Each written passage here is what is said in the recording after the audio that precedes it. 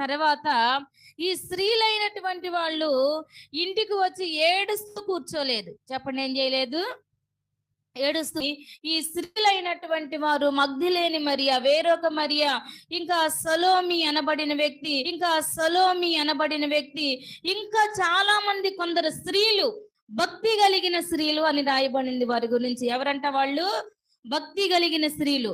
వీళ్ళందరూ ఏం చేశారంటే ఆ రాత్రే, మనమైతే ఏం చేస్తామో తెలుసా? అంత పెద్ద ప్రభు అయిన యేసయ్య చెప్పాడు కాబట్టి ఇంకెందుకు మనం ఈ పనులన్నీ చేసుకోవాలని చెప్పి ఎక్కడే పడేసి సిద్ధపాటు లేని వ్యక్తులుగా ఉంటాం. చెప్పండి, ఏమి లేనివారుగా ఉంటాం? సిద్ధపాటుగా లేని వారుగా. ఎందుకంటే 6 గంటల సేపు ఆయన పడుతున్న వేదన ఈ స్త్రీలైనటువంటి వాళ్ళు చూశారంట. ఆయన శిలువ పక్కనే నిలబడ్డారు. వీళ్ళు సైనికులకు భయపడలేదు, అధికారులకు భయపడలేదు,